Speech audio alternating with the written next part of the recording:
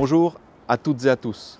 Les secours et soins d'urgence aux personnes représentent 82% des interventions réalisées par les sapeurs-pompiers de Haute-Savoie en 2022, soit près de 50 000 personnes prises en charge.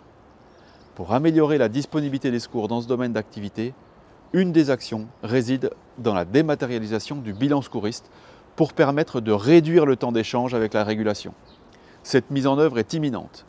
Les tablettes numériques seront désormais l'outil opérationnel de réalisation et de diffusion des bilans en remplacement des fiches papier avec un déploiement progressif à partir du mois de mai. Cette évolution est issue d'un travail collaboratif et tous les maillons de la chaîne des secours sont impactés. Les sapeurs-pompiers, le SAMU Centre 15 et les services d'accueil d'urgence. La dématérialisation est une volonté forte qui permet de mettre l'innovation au service de l'opérationnel, dans un objectif commun, une meilleure prise en charge des victimes. Tous pour l'opérationnel.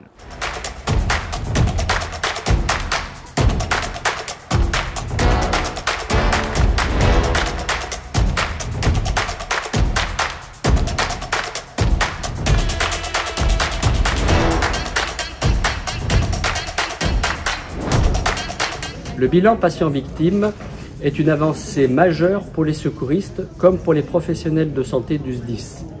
Il permet de faciliter le recueil des données concernant l'état de la victime par une saisie simple et claire. Il permet aussi de fluidifier le lien entre les acteurs de terrain puisque les infirmiers comme les médecins complètent sur un même dossier les renseignements recueillis par le chef d'agrès en y ajoutant leurs propres observations et les actions qu'ils ont menées. Cet outil va aussi remplacer certaines fiches d'utilisation du matériel à destination de la pharmacie et éviter ainsi l'envoi des documents correspondants. Enfin, une informatisation de l'activité SUAP du SDIS va doter l'établissement d'une connaissance précise de ses actions dans ce domaine.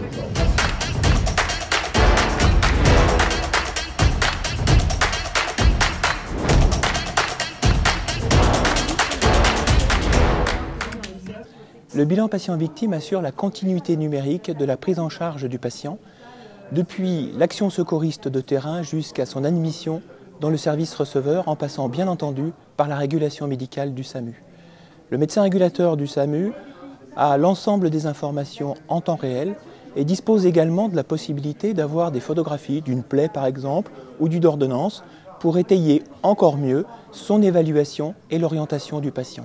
À l'autre bout, le service receveur, et notamment le service des urgences, pourra anticiper l'arrivée du patient en visualisant par un code couleur la criticité du bilan et pourra également anticiper les flux importants avec l'arrivée de plusieurs victimes en même temps et ainsi organiser le service en conséquence.